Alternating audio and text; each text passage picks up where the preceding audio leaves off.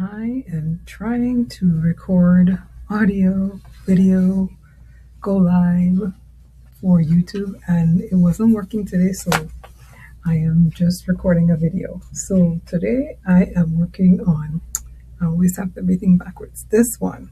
And I'm talking about why narcissists won't celebrate you, right? Why narcissists won't celebrate you. So I'm just going to upload it as a video, because it's not recording. I'm on YouTube right now and it's just scrolling around. It's saying going live, but nothing coming up. So I'm just forgetting about it, and I'm going to record a video and talk about it. I have notes, so let's get into it. I was really musing on the fact that nobody came to my graduations, none of my graduations. And this is very strange, because even though I was going through a divorce or a separation at the time that my middle daughter graduated, even my youngest daughter, when she graduated high school, I was going through the whole program of leaving my ex-husband. I had just left him like a year before. And we both went to her graduation. Nobody came to any of mine. Not my high school graduation, and definitely not my college graduation, where I even got a 85% average, right? I was on a roll. When I was in high school, I was on the honor roll several times and never got acknowledged for the fact that I was on the honor roll. It didn't matter. And I have no pictures. All my brothers and sisters have pictures, and sister, of pictures of my parents with them at their graduations. All right, so let's see. That's the first one. It's the psychedelic waves. We're going to see how this turns out. It's really trippy. So let's see why these people will not celebrate you. The first reason is the success threatens their preferred narrative. So I was not regarded as bright. Like, my mother didn't think that I would accomplish much. So the fact that I graduated high school, that was something for her. The challenge for me is, like, even though she didn't graduate high school when she was in the Caribbean, she came to Canada and went back to school. So I don't understand that whole mentality. But I am assigned as the scapegoat this role of problem or failure. So me graduating high school, that doesn't go with the narrative that everybody is told that I was not successful, right? So I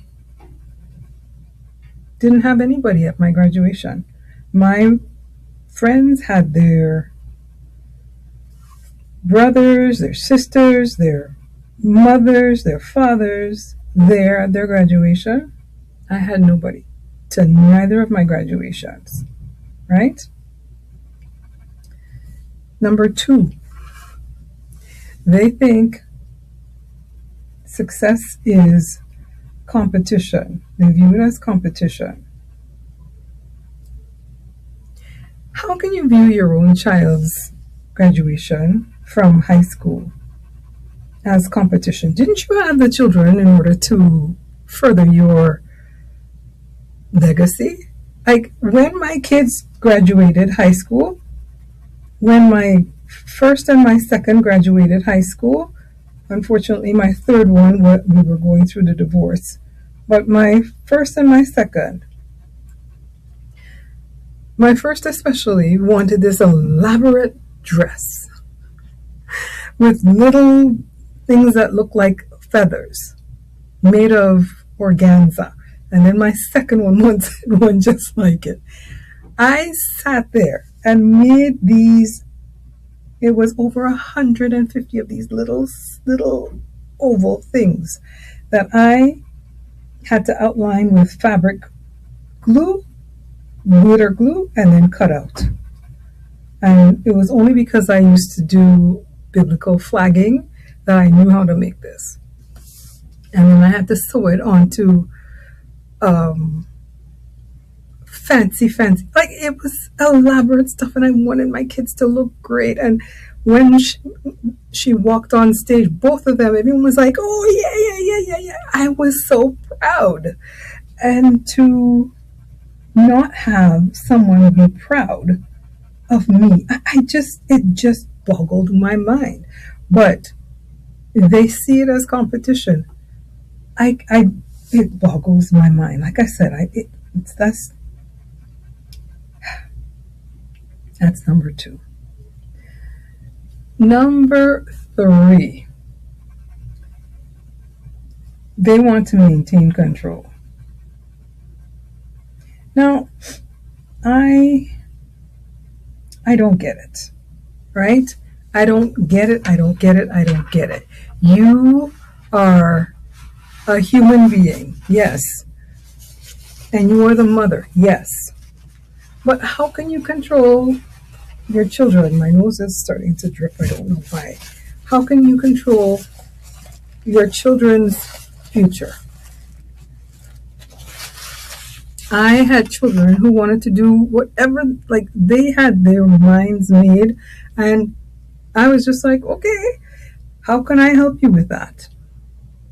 Never in my wildest dream thinking that I'm going to put a cog in their wheels so they can't go forward. Like, again, it just doesn't make any sense to me. So that is number 3. They want to maintain control. So that's what I've got so far, right? Number 4.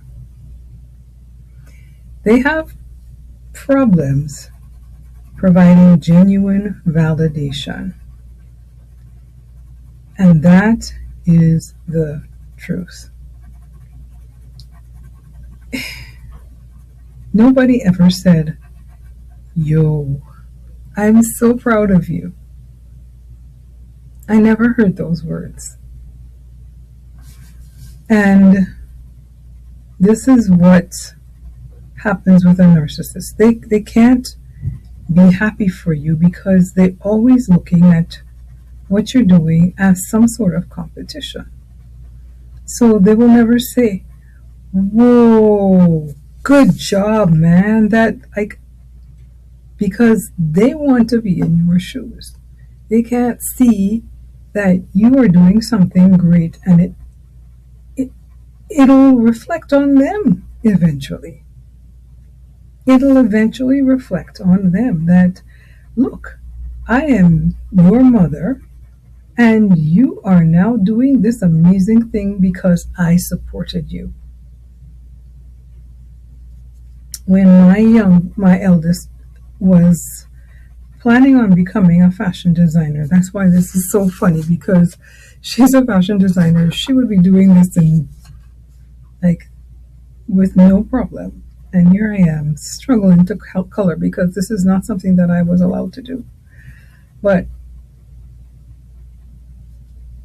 when she was studying to be a fashion designer, she didn't, because we didn't have a lot of money, she didn't have enough to go back full-time in year 2. And she had to stay back. Her stuff was in storage, and she decided to just take a couple of courses. Well, no, she thought that she could just take a couple of courses. She had to either do all or a couple. So she thought she could do part-time. She had to do all or just a couple. And it turns out that the couple that she had to do, she couldn't stay in the city where she was because she wasn't going to school at home. She was going to school a couple of hours away. And the two courses were during the day. Her father and I drove her through the snow to these classes. And then we drive back. The classes were 2 hours long, and it was 2 hours to get there and 2 hours to get back. And there were some days where I had to work, so her father had to go by himself. We did what we could to help her. When I left my ex-husband, my middle daughter was going to school and we were struggling. And we would save up the best food and take it to her, because she was still living in the city that we used to live in. Because I wanted to see them successful, right? I wanted to see them go forward. Nah, that wasn't so with my family at all. Not at all. When it came from my graduation from college, like I said, I had a 85%. My parents decided they were going on a trip to visit my uncle.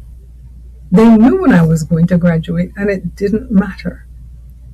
They took the trip to visit my uncle and asked who would then be my husband to stand in for them. They didn't go to my high school graduation. And now I'm graduating from college as an executive secretary with an 85% average. And that in the States, that would be, I don't know, 3 point whatever. It's high.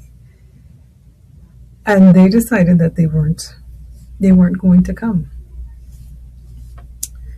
So I graduated with nobody except for this person who eventually become my husband. This is how I'm doing so far. It's just shades of the same thing. I don't know if this is a different shade or not, but I'm doing it anyhow. So the last reason, number 5, is your success exposes past mistreatment. Your success exposes past mistreatment. If the scapegoat thrives, if I thrive, if I graduate from high school, if I graduate from college, in spite of all the criticism, the shunning, exclusion, undermining, and there was a lot of undermining, people would start to wonder, and outside people, I'm not talking about my family, will start to wonder, why was the mistreatment there in the first place? Why put me through all of this? And the underlying reason, of course, is jealousy. Jealousy, jealousy, jealousy. There are a lot of proverbs about jealousy, and it's never a good thing. Let me find one for you.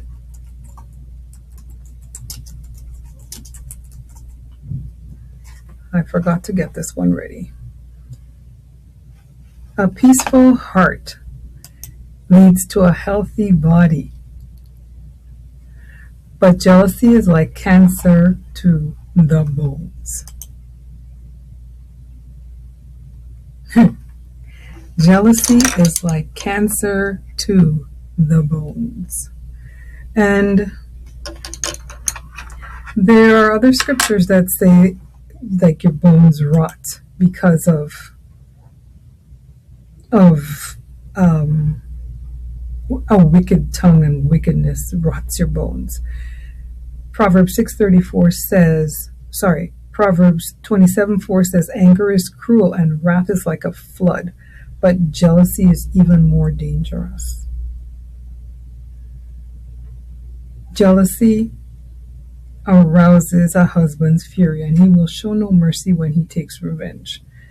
That's if there's infidelity. But this anger is cruel and wrath is like a flood, but jealousy is even more dangerous. Jealous people will do all kinds of things to you. They will do all manner of evil to you. So, in reality, the reason why they will not celebrate your success is because they're jealous. And the jealousy starts this narrative in their head. And then from that narrative, all those 5 things that I said unfold. So the success threatens their preferred narrative. The narrative that they put in their head because of the jealousy that they had in the first place. They experience and see the success as a competition. Who's in competition? The Most High has a thing in charge for you, a path for you. Who can compete with the path that the Most High put in your life? Number 3, they want to maintain control. Again, they put this thing in their head, and you being successful, you thriving, it doesn't meet their criteria. Number 4, they have difficulty providing genuine validation, again, because of the jealousy, right? And number 5, the success exposes their past mistreatment. So if you were successful in spite of what they put you through, you will eventually expose that. And everyone who is a scapegoat, their fight is to be successful. That is the reason why they're scapegoated in the first place, because there's a big call on their lives. So they won't celebrate you because of these 5 reasons. They won't celebrate you because of these 5 reasons. And like I just said about Proverbs, let me read that again. Anger is cruel and wrath is like a flood, but jealousy is even more dangerous. It's like a cancer in the bones. Proverbs 27:4 and Proverbs 14:30. So that's my color with me today. Remember that the whole reason that I'm doing that is because I have my new coloring book, Mandalas and Mind Munchies. Mandalas are the various pictures that I have that are there for you to color. There are 30 inside of this book. It is now available on my coffee shop. There's the book as well as puzzles, cryptograms. I got to do this the right way. Cryptograms. There are more mandalas and word searches, and every one of them has scriptures to go along with it that will help people going through this whole thing called being a scapegoat. So it's Solace for Scapegoat series. That's what I called this book series, Solace for Scapegoats.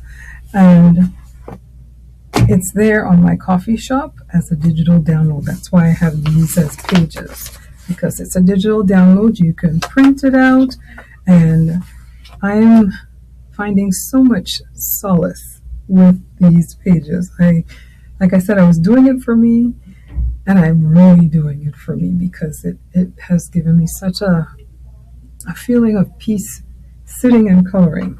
I'm learning how to do these colors more and more, and I'll get better every day. So this is Sambuka, aka Mama Sam. This will be uploading as a video, but I am doing it as if it were alive. And I'm sending you acres of love. Mwah. Salambe.